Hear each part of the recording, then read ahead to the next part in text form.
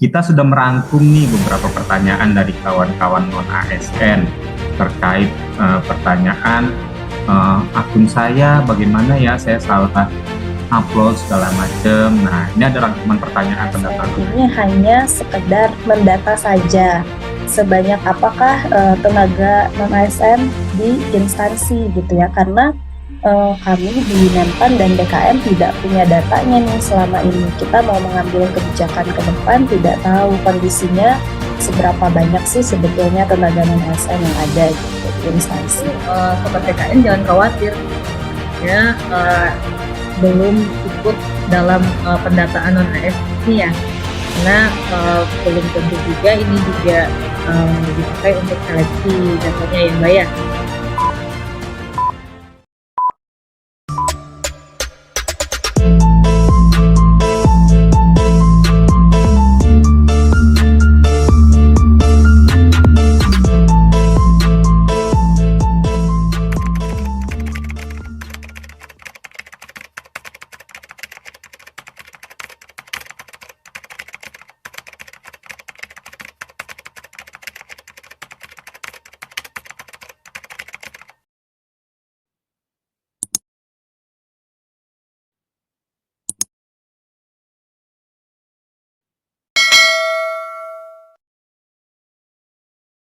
Nah, karena itu saya, Aulia Pradipta, Humas BKN bersama rekan saya, Meta Roseli. Halo Mbak Meta.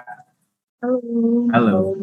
Ya, Mbak Meta. Kami dari Humas mengundang Mbak Indana selaku perwakilan dari Direktorat Pembangunan dan Pengembangan Sistem Informasi ASN untuk melakukan tanya jawab seputar pendataan non-ASN melalui portal BKN. Halo Mbak Indana.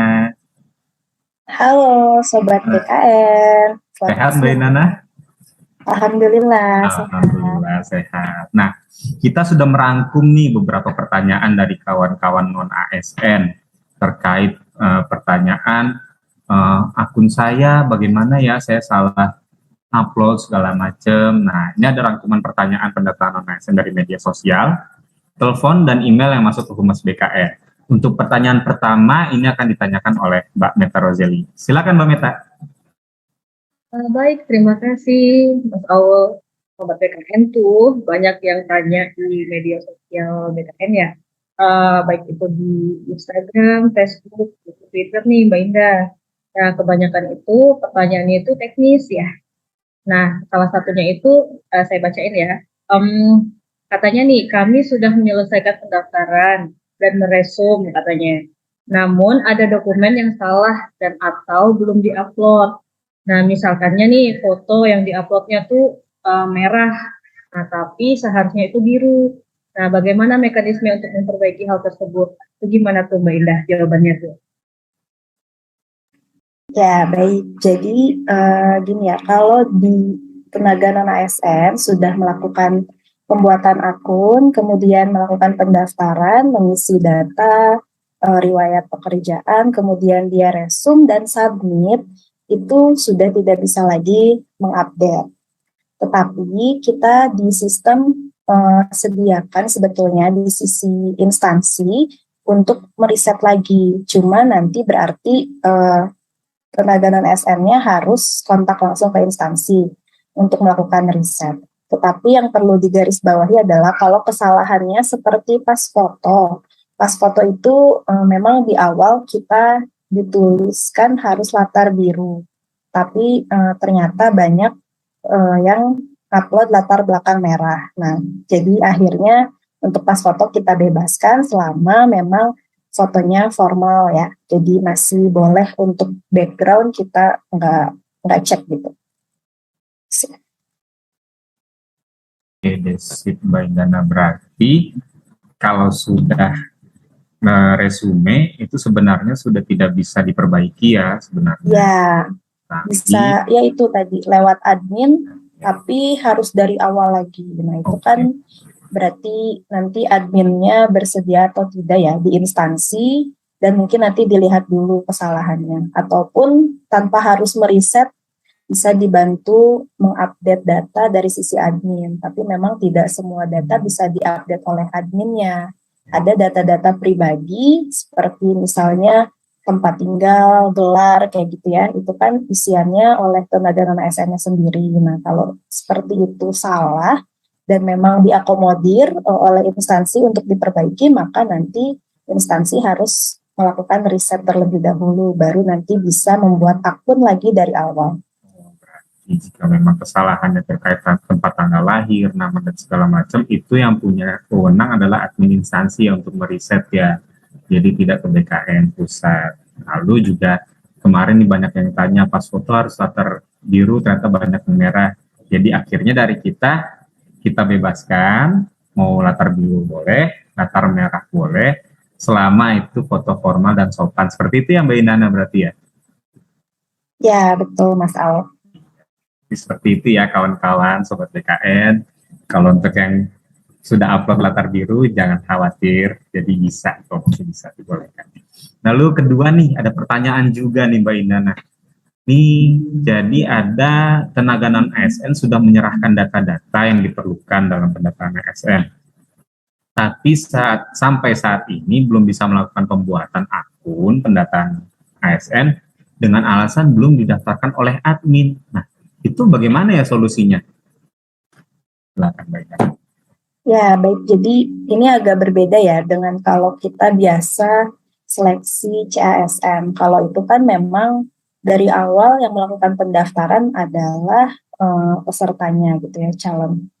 Nah, kalau non-ASN, pendataan non-ASN ini pintu gerbang masuknya itu harus dari instansi dulu yang melakukan pendataan. Jadi mereka nanti menginput data dari mulai NIK, nama, dan seterusnya gitu ya.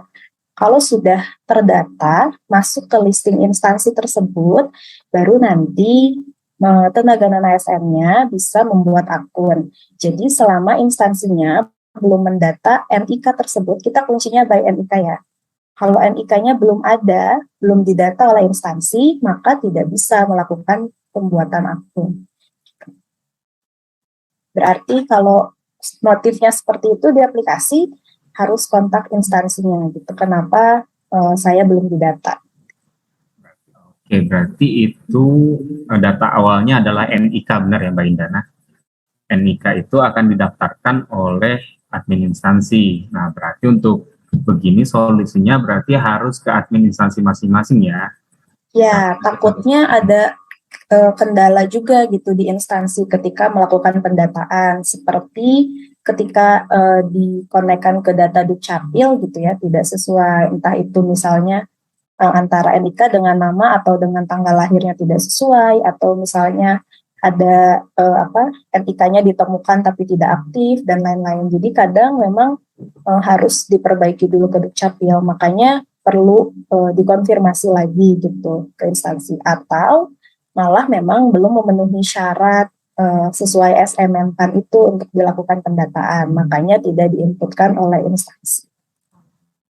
Berarti dari tenaga non-ASN sendiri harus bertanya juga ke admin instansi mengapa belum didaftarkan, mungkin juga tadi yang tidak sesuai dengan SMM-PAN, atau bisa juga ke Dukcapil mungkin ada perbedaan seperti itu yang Mbak Indana. Betul ya.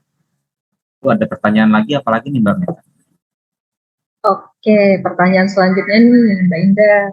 Katanya nih, saya mulai bekerja bulan Juni tahun 2021 dan SK saya dibuat 1 Juli 2021. Sampai sekarang saya masih aktif bekerja. Apakah bisa untuk syarat pemetaan P3K yang saat ini sedang didata? Itu katanya Mbak Indah. Gimana tuh jawabannya tuh?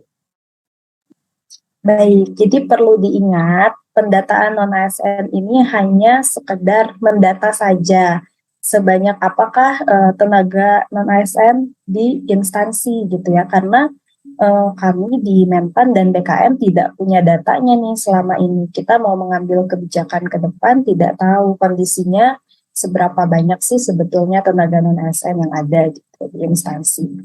Nah, kemudian tadi persyaratan sesuai SMM-PAN harus memiliki minimal 1 tahun masa kerja pada 31 Desember 2021. Berarti kalau SK-nya atau mulai bekerjanya hanya 1 Juni misalnya tadi ya 1 Juni atau 1 Juli 2021, maka belum memenuhi persyaratan minimal 1 tahun masa kerja per 31 Desember 2021. Nah, kalau seperti itu, walaupun masih aktif sampai sekarang, berarti tidak bisa dilakukan pendataan dulu. Tetapi jangan khawatir, nanti kalau misalnya kita membuka seleksi P3K atau CASN gitu ya, selama memenuhi syarat lowongan, nanti ketika seleksi dibuka itu tetap bisa mendaftar. Jadi untuk sampai saat ini belum ada kaitannya dengan seleksi CASN yang akan datang. Seperti itu. Terima kasih Mbak Indah jawabannya. Berarti tuh Sobat BKN jangan khawatir ya, belum ikut dalam pendataan non-AS ini ya, karena belum tentu juga ini juga dipakai untuk seleksi datanya ya Mbak ya. Nanti dilihat kelanjutannya seperti apa ya Sobat BKN ya. Nah, kemudian untuk syarat-syarat itu kan sudah ada di SP8, Bos boleh dilihat dari situ apakah sudah mencukupi 1 tahun gitu ya. Oke, pertanyaan selanjutnya apa nih Mas Aul? Baik, Mbak Meta. Nah, ini ada pertanyaan juga nih terkait pembiayaan penggajian nih, Mbak. Nah, kalau saya pegawai non-ASN, tapi penggajian saya dibiayai BLUD, apakah itu masuk dalam pendataan non-ASN ini atau bagaimana? Selain itu juga ada guru yang dibayarkan melalui dana BOS, tapi dia bekerja di sekolah swasta. Nah, seperti itu bagaimana ya, Mbak Indana? Terima kasih. Ya, baik. Mungkin kita balik lagi ya ke awal mula kenapa pendataan ini dilakukan. Ini kan berarti kita mau melihat nih kebutuhan di instansi pemerintah itu sebanyak apa sih gitu untuk ASN. Nah, kan berarti ketika mereka membuka peluang untuk tenaga non-ASN, berarti ada formasi yang kosong atau tidak terisikan, tapi kebutuhannya ada. Nah, oleh karena itu, kalau misalnya sudah ditempatkan di swasta, otomatis diperlukannya di swasta, bukan di instansi pemerintah, maka tidak didata. Tuh. Jadi sekali lagi yang didata hanya yang bekerja pada instansi pemerintah. Kemudian untuk pembayaran sesuai SMM-PAN di situ tertera pembayaran dengan APBD atau APBN ya, dan belanja pegawai. Nah, kalau ada yang tenaga non-ASN tapi dibayarkan dengan BLU atau BLUD saat ini memang belum didata. Alasannya sama sebetulnya. Kalau kita ini maunya mencari atau mendata tenaga non-ASN di instansi yang statusnya itu sebetulnya belum jelas. Kalau BLU, BLUD itu statusnya sudah jelas, ada aturannya sendiri terkait itu. Jadi nanti ketika honorer atau tenaga non-ASN dihapuskan, ke depannya mereka tetap bisa melakukan pembiayaan mandiri kalau BLU, BLUD, makanya tidak didata dulu.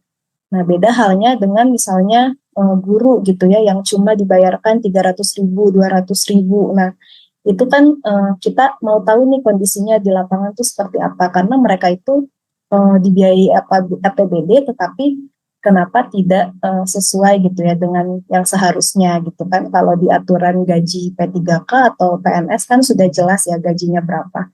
Nah, itulah yang mau kita potret sebetulnya tenaga non-ASN yang belum jelas ada aturannya seperti itu. Yang BLU sendiri itu tidak didata karena untuk pegawai BLU yang dibayarkan dengan uang anggaran dari BLU atau BLUD itu adalah sudah ada peraturan terkaitnya, peraturan sendiri ya Mbak, berarti tidak masuk ke dalam pendataan non-ASN. Selain itu juga untuk guru yang didanai oleh dana BOS di perguruan di sekolah swasta itu tidak masuk ke dalam juga karena yang dicari adalah kebutuhan instansi pemerintah. Seperti itu ya berarti yang Mbak Indana ya. Kita rangkum. Oke deh. Setelah itu ada pertanyaan apa lagi nih? Mbak Meta mungkin? Atau lagi? Jadi ada lagi nih, lebih ke teknis juga ya kan, banyak yang teknis ini pertanyaannya nih Mbak Indana nih.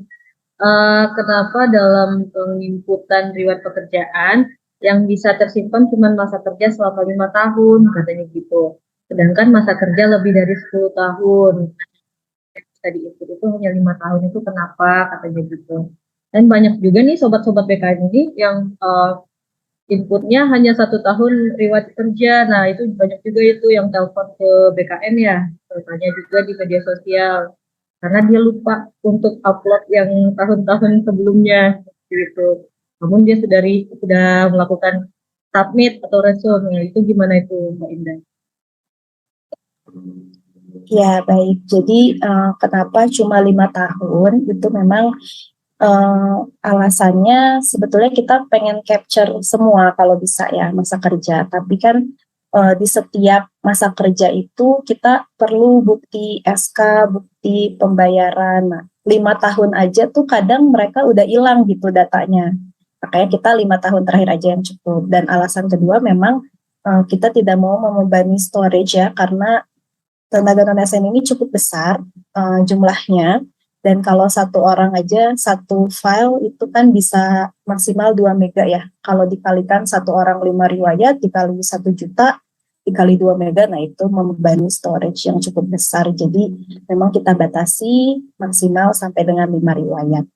Kemudian kalau yang tadi kelupaan baru 1 riwayat, nah itu sama sih ya dengan yang pertanyaan awal tadi. Kalau instansinya bersedia melengkapi atau melakukan riset, itu bisa nanti kalau riset berarti tenaga non ASN-nya bisa membuat akun lagi dari awal dan seterusnya.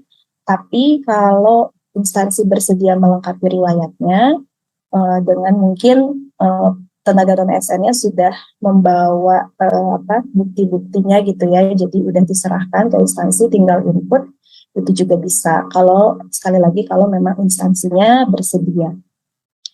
Tuh, kalau secara sistem dimungkinkan sebetulnya.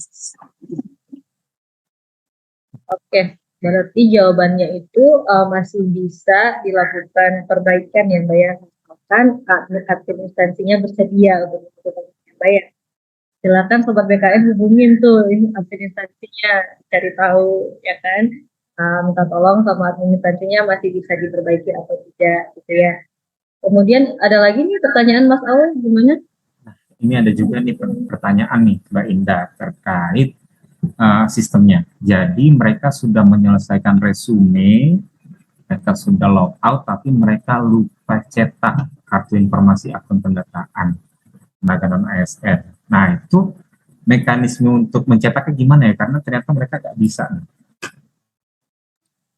Kalau pencetakan akun dan pencetakan bukti pendataan itu bisa dilakukan lagi, jadi tinggal login lagi sebetulnya selama sudah resume ya. Jadi kalau belum resume memang belum keluar lagi tombolnya. Kalau sudah resume nanti akan muncul lagi di halaman resume tersebut, di bagian bawah ada tombol cetak kartu informasi akun dan cetak bukti pendataan tenaga non ASN 2022. Ya, jadi sebenarnya mereka bisa login kembali ya, harusnya login kembali dan cetak kembali itu seharusnya bisa ya. Mungkin mereka lupain untuk login kembali ya, dari sobat BKN yang bertanya. Lalu ada lagi terakhir nih, bukan terakhir sih, ada satu pertanyaan lagi nih. Apa yang akan dilakukan BKN setelah pendataan sampai dengan tanggal 30 September ini kan selesai. Nah, setelah itu apa yang akan dilakukan oleh BKN? Baik, jadi kalau dari timeline di SMNPAN memang berakhir di 30 September ya, 2022. Jadi, tapi setelah didiskusikan ada timeline tambahan, jadi di 30 September itu kita sebut dengan prafinalisasi. Jadi setelah 30 September nanti akan dilakukan uji publik. Uji publik ini kita akan tampilkan hasil dari pendataan ini, di setiap instansi wajib mengumumkan. Nah, nanti selama kurang lebih 10 hari, masyarakat bisa melihat nih gitu, apakah ada yang tenaga non ASN yang harusnya didata tapi nggak masuk, atau sebaliknya ya, yang harusnya belum memenuhi syarat tetapi ternyata masuk. Nah, itulah uji publik, gunanya seperti itu. Jadi untuk melihat bagaimana respon dari masyarakat. Nah, kalau misalnya ada yang terlewat atau malah justru harusnya tidak didata tapi malah didata, Berarti nanti instansi harus bersurat lagi ke BKN untuk dibukakan kembali untuk pendataan ulang gitu ya. Jadi nanti setelah dibukakan akan bisa didata dari awal lagi. Baik itu mau menghapus bagi yang tidak memenuhi persyaratan ataupun untuk mendata yang terlewat tadi gitu. Nah, itu kurang lebih akan dilaksanakan sampai dengan 31 Oktober. Jadi finalisasi akhirnya nanti ada di 31 Oktober. Oke, baik, seperti itu ya. Jadi mungkin ada pertanyaan lagi dari Mbak Meta. Gimana Mbak Meta? Iya nih, terakhir ya nih Mbak Indana nih. Sebenarnya kita masih banyak, cuman yang ini yang sudah kita rangkum pertanyaan terbanyak di media sosial kita. Nah, dari sekian banyak pertanyaan itu kan itu teknis semua ya, bagaimana sobat-sobat BKN ini melakukan upload di portal BKN itu seperti apa.